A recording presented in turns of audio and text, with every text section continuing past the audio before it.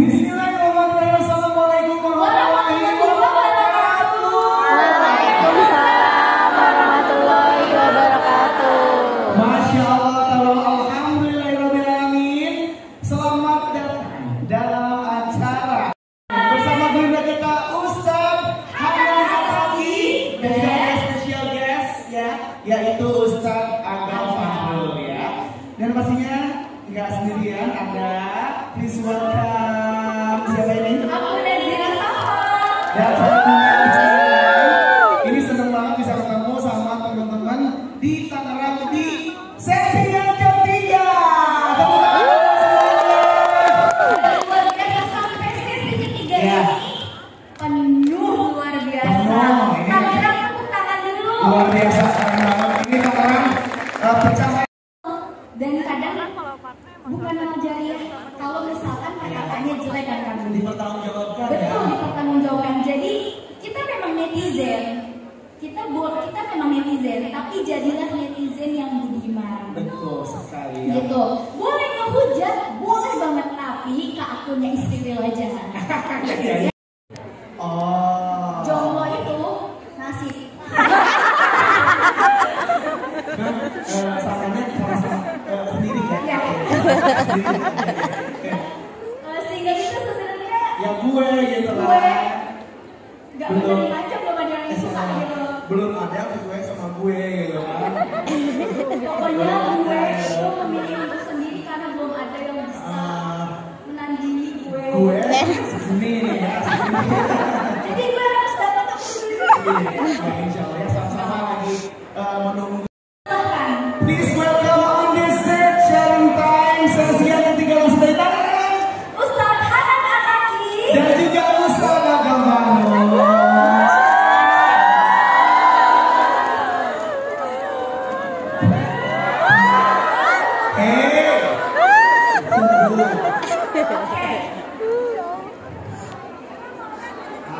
Alhamdulillah udah siap menerima adanya. Masya Allah. Suami orang. Batas laki gue. Ini yang rame-rame banget.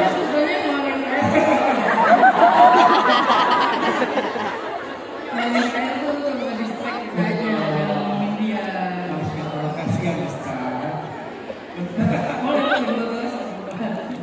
Masya Allah. Saya Ustaz.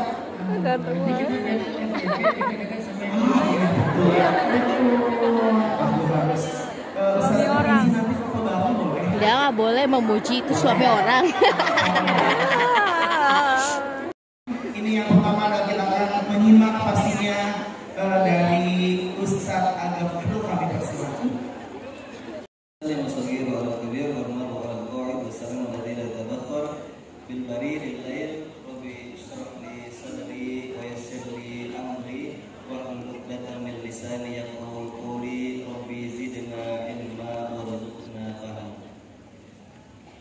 Bahasa Indonesia ya buat dipotong. Bismillahirrahmanirrahim. Assalamualaikum warahmatullahi taala wabarakatuh. Waalaikumsalam warahmatullahi wabarakatuh. Maaf, peraturan saya kalau saya pegang mic karena rahmatnya Allah. Bahkan saya kata Rasul, bahkan Rasul Shallallahu Alaihi Wasallam itu tetap dalam wali rahmatnya. Itu tujuan kita. Makanya ini sama kayak cerita salafus saleh, cerita para ulama itu yang tentang di hidup. Ada ulama hidup di zaman Nabi Musa alaihissalam yang dia beribadah selama 400 tahun, dia beribadah sholat, dia beribadah zakat, dia beribadah puasa, atau dia melakukan ibadah-ibadah banyak selama 400 tahun. Bayangin 400 tahun dia beribadah. Sedangkan usia kita 40-50 tahun udah tahun. Jompo. Di usia 600 tahun masih beribadah, sampai kemudian di situ setelah dia intan oleh Rafiq atau meninggal, Di situ akhirnya di persidangan yaumil hisab, di persidangan amal dikatakan di situ, oh ya udah, wahai hambaku, ya udah kamu masuk ke dalam surga. Tapi kata rahmat tuh ya, terus kata hamba ini ingin istimewakan rahmat kehebatan rahmatnya Allah. Dia mengatakan, oh enggak bisa ya Allah, aku enggak mau masuk ke dalam surga karena rahmatmu enggak mau. Aku udah berikan adalah kita untuk Kayaknya memoriku penuh. rahmat Allah. Jadi itulah tahu kan yang itu kan manusia yang sok tegar yang berpura-pura untuk tertawa, tapi kalau dia oh iya.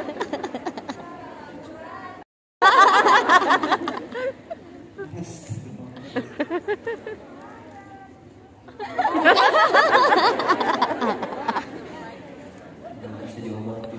Bisa diobatin.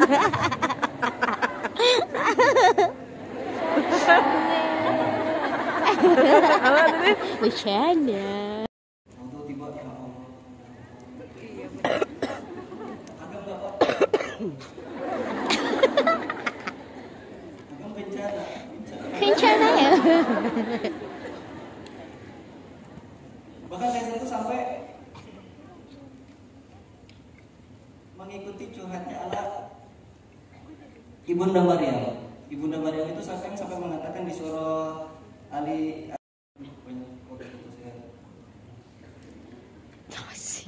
Ibunda Maryam itu mengatakan ketika udah dalam fase secapek-capeknya dia, kan kita tahu ya semuanya Ibunda Maryam itu fase capeknya punya anak tapi nggak ada suaminya. Akhirnya semua orang itu menghujat Ibunda Maryam. Oh, kalian kebayang pernah kayak gitu?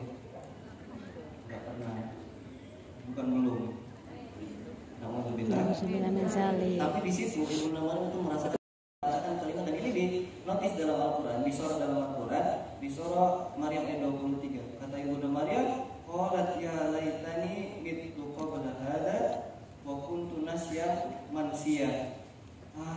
Sekiranya dulu aku adalah, alangkah baiknya aku mati sebelum ini, dan lebih baik aku menjadi orang yang dilupakan dan terlupakan. Saya sampai mengatakan, ya Allah, sampai pernah jadi influencer, tapi kalau nggak ada endorsean.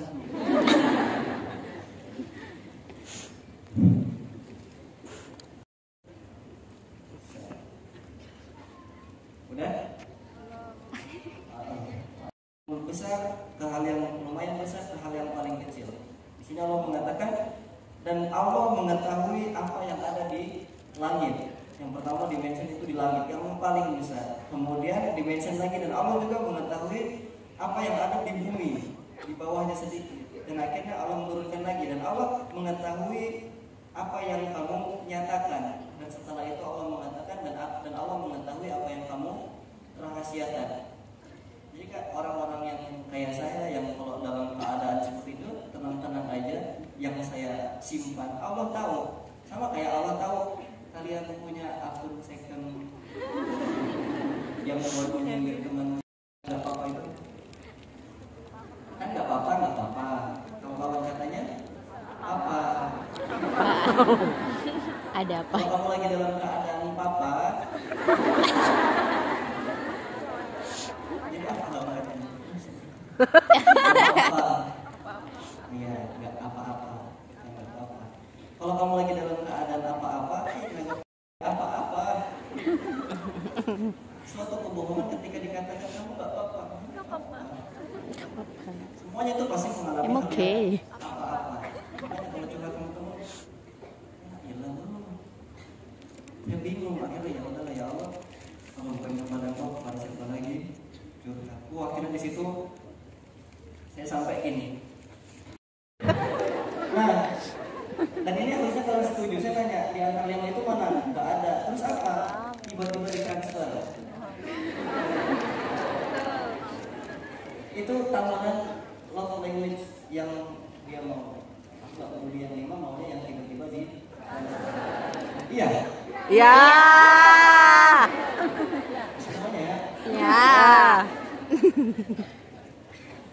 Tindakan-tindakan kayak kita mau orang ke suami istri hujan, kemudian tanpa diperintah buka jaketnya, langsung tiba-tiba taruh jaket gitu kan ya? Iya.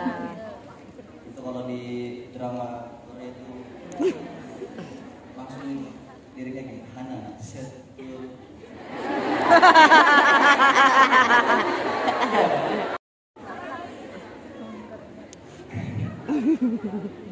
Oh balik. Gimana sih? Anak doset. Nah, doset. Sambil antum tuh lewat telepon bisa dihujat aja. Iya itu ada step yang ada temannya kemudian lakukan stepnya itu act of service kan. Padahal dengan saat itu kita menghirup udara yang apa?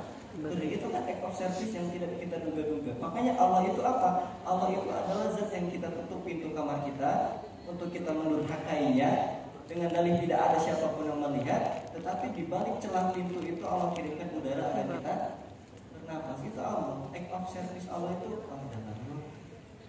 lebih daripada yang lain. Mungkin kita bakal mengalami hal-hal yang titik terendah dalam hidup kita. Tapi bisa jadi kadang-kadang titik terendah itu malah menjadi titik terindah kita berjumpa dengan Allah. Titik terendah bisa jadi menjadi titik terindah kita menemukan Allah. Itu yang tenang itu bukan dipegang oleh makhluk, tapi dipegang sama Allah. Ya ayat Tuhan nafsul mutmainnah irji ila rabbika radiyallahu. Jiwa ini kan punya Allah. Kalau mau tenang, ya datangin siapa yang menciptanya, bukan malah datang ke orang untuk menenangkan jiwa. Dan saya udah rasakan itu deh. Saya coba enggak ngaruh bir.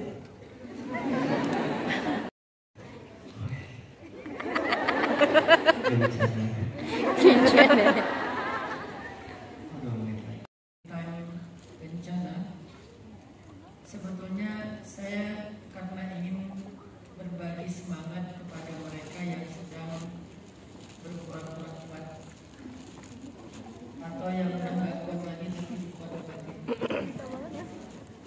Maka bencana itu adalah kondisi ketika seseorang ingin bertahan tapi udah nggak kuat lagi sampai dia harus berpura-pura. Makanya ketika ditanya kamu nggak apa-apa, dia walaupun senyumnya berat banget sambil mengatakan aku rampok, sambil mengatakan tenang-tenang, sambil mengatakan kalau dalam bahasa Arab itu labas atau bahasa Arab gaulnya malish, bahasa formalnya labas, bahasa gaulnya malish. Malish itu artinya ya bencana.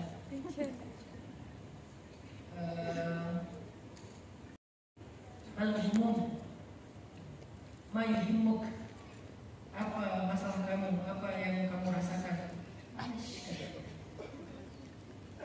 Artinya gak apa-apa. Siapa yang mengatakan itu? Salah satunya yang lagi agak ramai sekarang itu adalah seorang jurnalis senior di Gaza yang kehilangan dua putranya. Kehilangan putra yang pertama dia bilang ma'alish, kehilangan yang kedua dia bilang ma'alish, innalillahi wa inna ilaihi. Ini adalah salah satu di antara contoh di mana orang belajar menguatkan dirinya walaupun sebetulnya dia nggak kuat banget.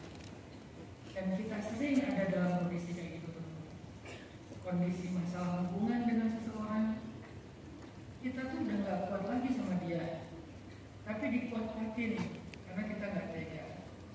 Seorang istri, seorang suami, sebetulnya ada masa-masa dia pengen nyerah.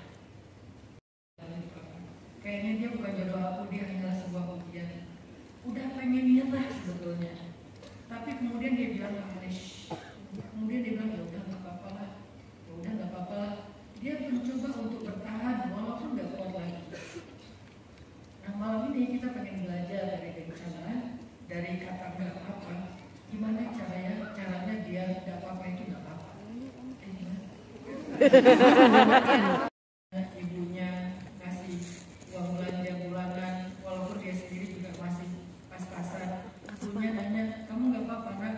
Kirimnya banyak banget, bilang ini buat mama. Gak apa-apa, kamu nggak apa-apa. Seorang teman yang sering jadi choice dalam pertemanan. Ketika ada butuhnya datang ke dia, kalau nggak ada butuhnya tiba-tiba hilang. Punya circle baru, pasti circle baru dari muslim, terus pas dia datang, pas dia ngechat duluan, ya udah aku, ya udah nggak apa-apa lah. Atau ada dalam kondisi ketika kita kayak udah berjuang mati-matian biar lulus kuliah, biar dapat nilai bagus, ternyata nasib itu berbicara lain. Yang lulus bukan yang berjuang tapi yang pintar. Udah nggak apa-apa. Karena yang pintar kadang-kadang belajarnya biasa-biasa aja. Dia cuma kayak lihat yang buku tuh gini, gak kuat lagi tapi dikuat-kuatin. Yang berpura-pura mampu, yang pengen bertahan walaupun gak baik-baik aja, sehingga selalu pengen bilang ma'alish, selalu pengen bilang gak apa-apa, selalu ekspresinya tuh kayak happy padahal dia lagi berat banget. Gimana cara bertahan menjalani hidup yang berat? Ternyata teman-teman, Nabi itu pernah bilang gini dalam sebuah hadis riwayat Tirmidzi. Kata Nabi, intidharul faraj min Allah afdhalu ibadah. Diam menunggu datangnya pertolongan Allah itu ibadah yang paling istimewa. Diam, intidhar, nunggu aja, nggak ngapa-ngapain. Jadi kayak bertahan walaupun nggak ada solusi, bertahan walaupun belum ada perubahan, bertahan walaupun tidak menjadi lebih baik, bertahan walaupun belum ketemu nih jalan keluarnya apa. Tapi dalam bahasa Arab disebut dengan intidhar, maka kata Nabi, afdhalul ibadah, itu ibadah yang paling. Jadi kalau ada di antara kalian yang merasa kok belum dapat solusinya ya Allah, kok belum diijabah doa saya ya Allah, kok belum ditolong masalah-masalah saya ya Allah, tapi kalian masih diam, masih bertahan, masih nguat-nguatin diri walaupun harus berpura-pura, kalian sedang melakukan ibadah yang paling istimewa di sisi Allah. Amin. Dan menurut saya arti gencana itu adalah bertahan menunggu datangnya pertolongan Allah dengan mengatakan tidak apa-apa. Sehingga saya mencoba untuk menjadikan bencana ini sebagai sebuah istilah al-bencana. Bencana itu adalah bahasa Arabnya al-bencana, karena kalau bahasa Arab pakai al artinya adalah. Jadi kalau ada kata benda dikasih alif lam itu berarti ada. Bencana itu adalah intidharul faraj min Allah, bertahan menunggu datangnya jalan keluar dari Allah. Fahada ibadatun bal afdhalul ibadah. Sehingga bencana adalah ibadah terbaik yang dilakukan pada saat kita tak baik-baik saja. Tapi jangan dipotong ya, nanti saya dibilangin benar syariat itu emang sesat. Ada ibadah bagus kan kalau Islam bernama ibadah bencana. Menunggu datangnya pertolongan Allah. Jadi kalian jangan merasa berkecil hati kalau kalian belum dapat solusi dari Allah. Jangan berkecil hati kalau masalah kalian nggak mereda, kalau beban kalian nggak semakin ringan. Kalian udah berjuang dengan memperbaiki ibadah, berjuang dengan doa-doa yang panjang, dengan bersimpuh di tempat sujud sampai tidur di atas sajadah. Udah nggak nikmat lagi tidur di kasur, pengen tidur di atas sajadah lagi. Saya juga kan manusia kan? Iya. Tapi saya nggak akan pernah story.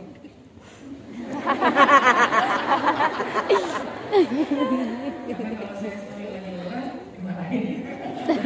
Bukan karena apa dimarahin. Apa sih? Banget lagi nggak kuat lagi sampai kita udah berjuang di bumi dengan ikhtiar, berjuang di langit dengan ibadah, dengan doa, bahkan tidur di atas sajadah. Ada orang yang saya kenal, dia tuh sehari-hari itu bisa jalan 24 jam. Dari subuh ke zuhur, dari zuhur ke asar, dari asar ke maghrib, dari maghrib ke isya, dari isya sampai subuh. Dia keluar dari sajadah hanya untuk ke toilet sama makan, lalu gitu balik lagi ke sajadah. Saking beratnya masalahnya, setelah sekian bulan dia kayak gitu, masalahnya gak semakin ringan. Kesempatan intidharul faraj, afdhalul ibadah, melakukan ibadah yang paling tinggi nilainya di mata Allah. Apa ibadah yang paling tinggi nilainya di mata Allah? Ternyata dia bertahan menunggu datangnya pertolongan Allah. Itu aja ibadah yang paling tinggi.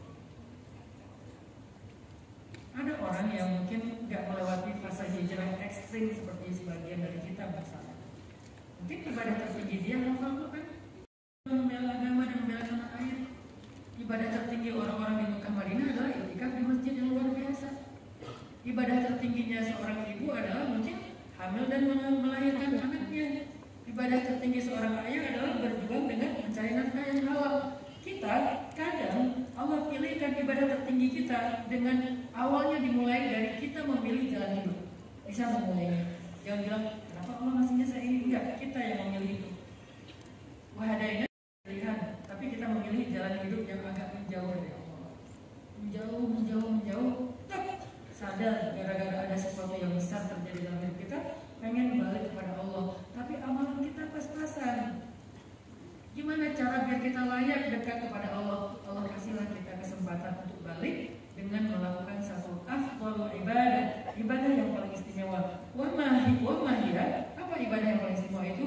Ternyata intizar, nunggu.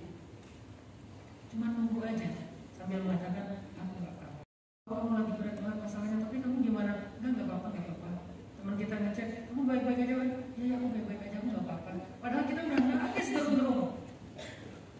Padahal kita udah teriak-teriak di dalam bantal, di dalam air. Apapun yang bisa meredam suara kita, kita teriak sekuat tenaga.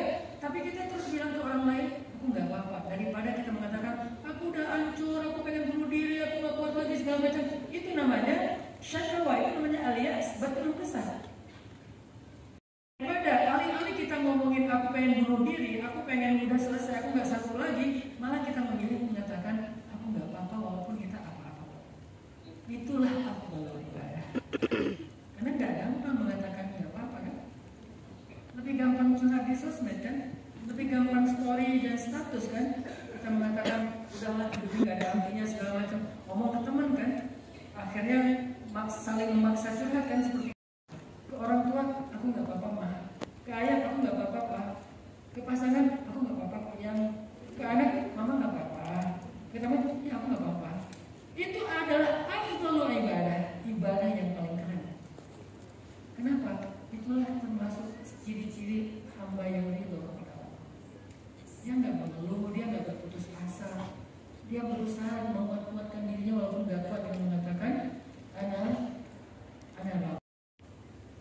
bukankah ketika Nabi menjenguk orang sakit, Nabi selalu bilang, labak, sahur, insya Allah, nggak apa-apa, ini pembersih dosa, nggak apa-apa, ini pembersih dosa. Bukankah itu bencana pasti hadis? Ya, kalau ada yang bilang bencana itu bagian bid'ah aneh, kayaknya dia perlu diskusi tentang usul berdakwah sama saya. Karena saya cukup concern tentang masalah asalib atau usul. Dia bilang gitu. Nabi nggak jenguk dia lagi sakit. Terus Nabi bilang, labaksa, tahur insya Allah. Terus dia bilang apa? Labaksa. Ini bisa mematikan tahu? Kata dia. Terus Nabi bilang apa? Karena amitan. Kalau gitu ya udah. Gitu kata Nabi. Ketika Nabi bilang kalau gitu ya udah, mati tuh orang. Artinya apa? Kata-kata labaksa itu adalah sebuah afirmasi positif yang memperbaiki mentaliti kita. Kata-kata labaksa diajarkan dengan kalimat labaksa, tapi kan harus diterjemahin. Masa kita pasti tanya sama teman, kamu gak apa-apa? Labaksa, amin katanya. Kan enggak semuanya bahasa Arab kan? Kita terjemahin ke bahasa Jawa tadi yang aku rapopo, bahasa Sunda yang apa? Tenanaon, bahasa Aceh yang negeri saya itu anak ukul, ke bahasa Arab, Malish, bahasa Arab yang sekarang. Akan orang Arab aja jarang bilang labaksa. Bukan yang masuk agama kalau di Mesir. Jarang mereka bilang labaksa. Itu malah kalian itu sedang beribadah ibadah istimewa di sisi Allah. Itu poin pertama. Maka poin pertama saya simpulkan, gak apa-apa dengan gak apa-apa. Bencana adalah ibadah terbaik. Yang kedua, mampu mengatakan gak apa-apa ataupun bertahan. Kata para ulama, temukan alasan untuk bertahan. Apa alasan terbesar kita untuk bertahan? Saya pernah punya satu pasien mental, karena saya sama istri punya rumah mental gratis, dan kita sering menampung pasien-pasien mental yang di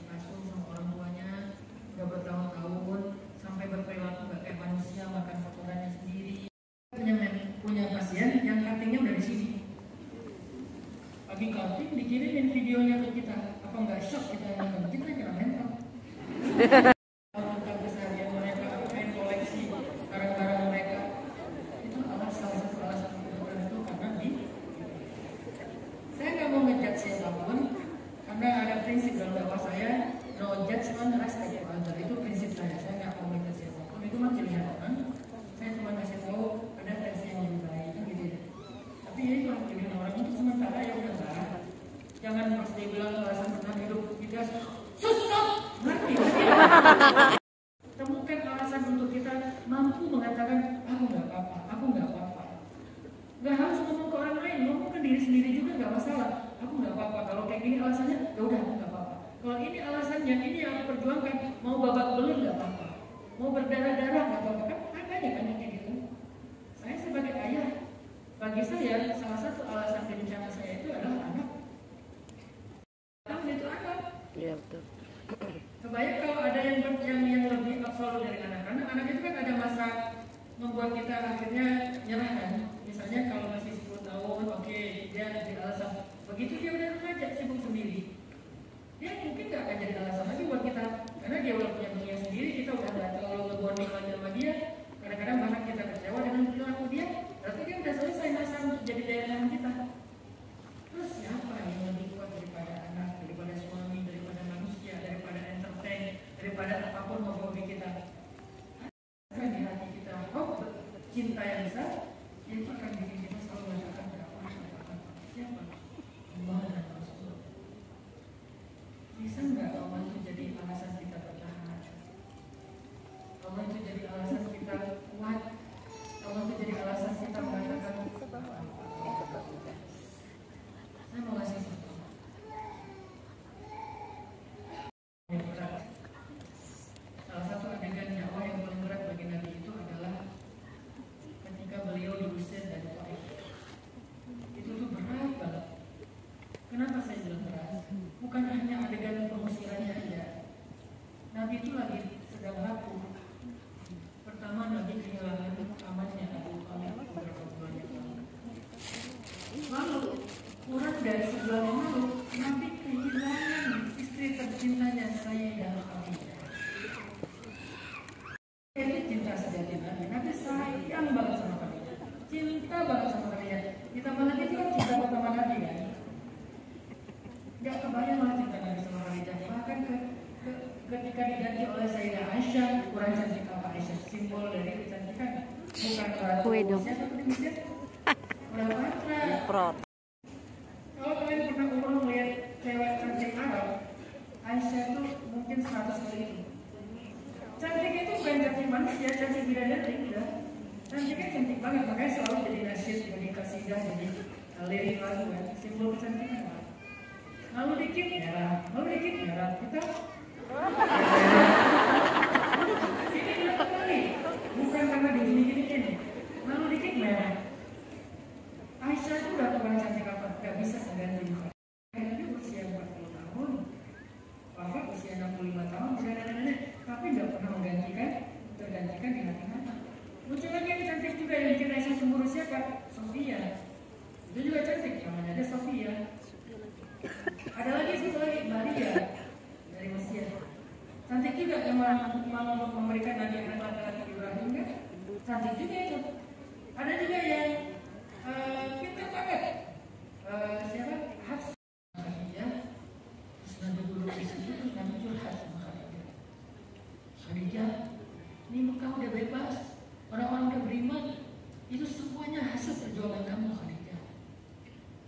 Maaf ya kalau kamu nggak sempat melihat semua ini. Nangis Nabi di situ. Terus Nabi tidur di situ. Rekan sahabat menjenguk, terus kata Nabi kepada yang menjaganya, kalau aku jangan diganggu, pengen minta bareng Khadijah. Gak ada yang bisa bantu Nabi. Tidur di situ, curhat lagi. Jadi kalau ada yang bilang datang ke kuburan itu ngobrol sama ahli kubur itu, kayaknya emang dia banyak baca dong sih yang tebal-tebal dari tipis-tipis. Nah, tipis nggak akan ketemu adegan-adegan kecil. Adegan Khadijah sekarang bisa sudah sampai ke sini. Khadijah para sahabat sekarang begini. Terus disebutin nama-nama keluarga Khadijah untuk membahagiakan hatinya. Khadijah sepupu kamu udah Islam sekarang. Khadijah teman kamu udah Islam sekarang. Khadijah keluarga besar kamu udah Islam sekarang. Itu semuanya perjuangan Khadijah. Nangis, tidur di situ.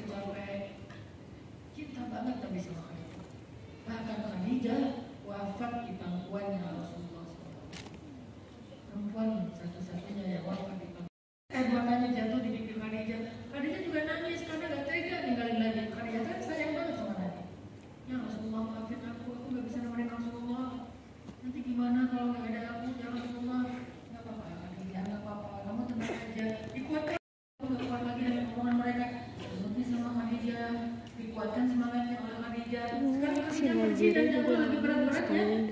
Nabi berusaha untuk kuat pergilah beliau ke Taif. Karena di Mekah baru diusir.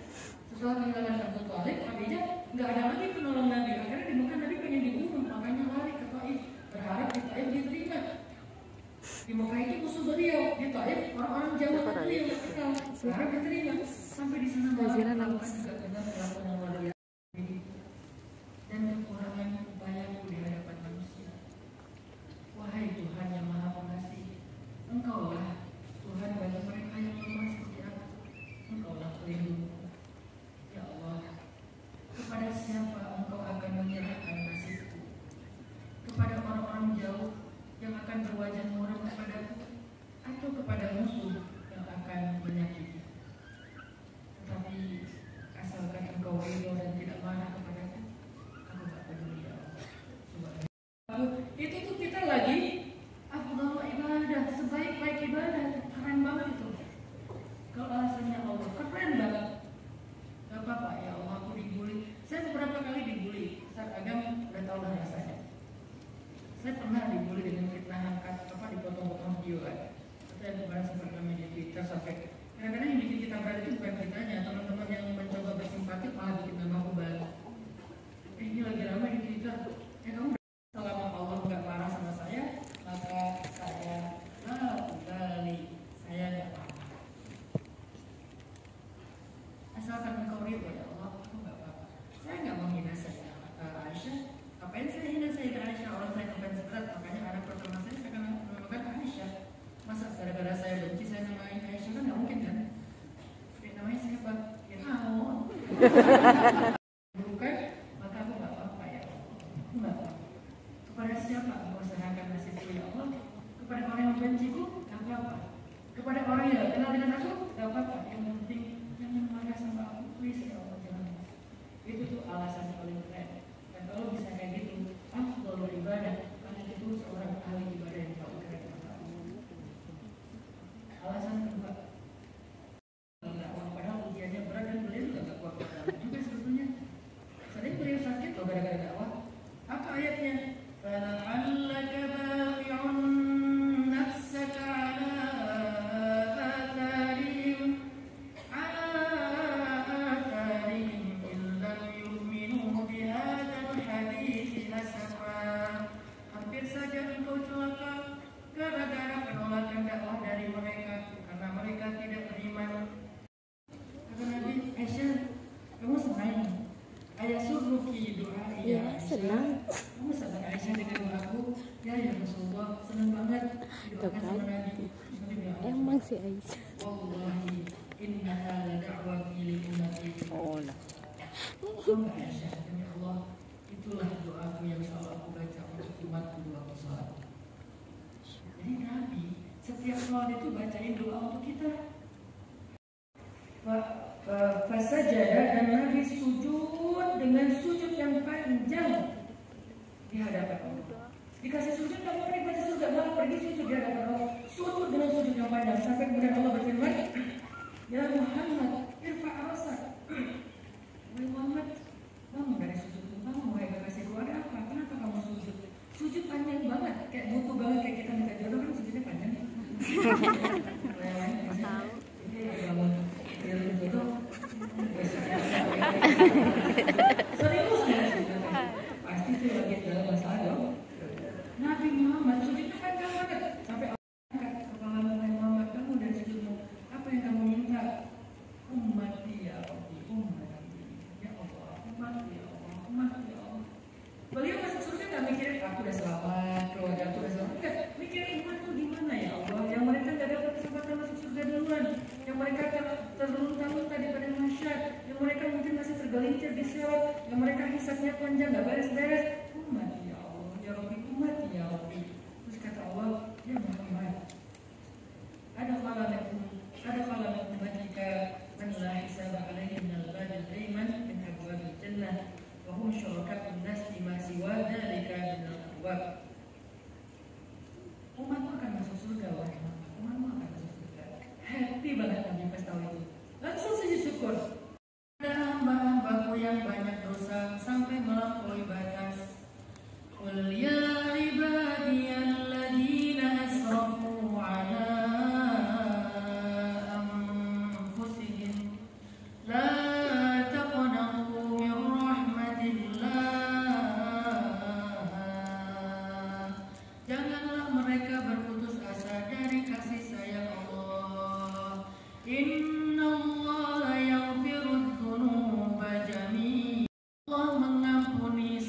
semua dosa.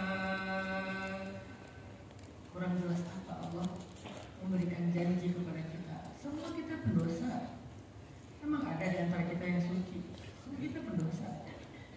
Dan karena semua kita pendosa, Allah kenal kita, Allah tahu kita. Dan Allah paham banget keadaan kita. Sehingga Allah memanggil kita. Enggak dipanggil, ya Allah, wahai para pendosa, ya mudnib, wahai para pelaku dosa. Enggak. Dipanggilnya apa? Qul ya ibadi. Ibaratnya anak udah durhaka banget, tapi orang tuanya masih manggil anaknya anak. Sekarang Allah manggil Abdul loh. Seperti Allah memanggil Nabi Muhammad dengan kata-kata Abdullah kan? Subhanalladzi asra bi'abdi. Bukan bi Muhammadin, tapi bi'abdi. Kenapa Allah pakai bahasa bi'abdi? Itu bahasa lembutnya Allah pada hambanya. Menjadi hamba Allah itu istimewa. Sehingga kita aja yang udah banyak dosa, dosanya itu bukan banyak aja, sampai asrafu. Ibarat air itu meluber kemana-mana. Cuman karena yang membawa narasi ini orang tua, jangan terima kasih ya. Kami selalu narasinya jangan durhaka sama orang tua, jangan durhaka sama orang tua kan? Iya. Dan sekarang pisau, jangan durhaka sama orang tua. Tapi ngomongnya jangan sampai melotot ya. Durhaka beneran kitanya. Karena orang tua bisa durhaka sama anak dengan 3 alasan. Ini kata Sayyidina Umar bin Khattab. Pilihkan ayah atau ibu yang terbaik buat anaknya. Jadi seorang suami, seorang laki-laki yang menikahi ahli zina belum bertobat ya. Kalau udah bertobat kan nggak boleh lagi disebut ahli zina. Menikahi ahli zina, lalu darinya lahirlah seorang anak yang memiliki seorang ibu ahli zina, maka itu alasan pertama ayah ini ayah yang durhaka kepada anaknya. Yang kedua alasannya tidak memberi nama dengan nama yang baik. Namanya misalnya mengandung arti celaka, nggak tahu bahasa nama yang pernah ada atau apa. Ada anak yang namanya misalnya Kuat kalau kambing, kalau berdiri. atau nama anaknya apalah. Nama memberi nama di sini itu bukan hanya nama yang ada di KTP atau di akte, termasuk panggilan. Jadi kalau dia memanggil anaknya dengan panggilan celaan, dasar makanan dan minuman yang haram, tidak mencari rezeki yang halal, nafkah yang halal, itu durhaka. Sehingga dengan 3 alasan inilah seorang laki-laki di zaman Umar dicambuk, dihukum oleh Umar gara-gara dia durhaka kepada anaknya. Tadinya dia sebetulnya ngadu, anaknya durhaka sama dia. Durhaka gimana kata Umar? Kalau dipanggil nggak mau datang. Jadi anaknya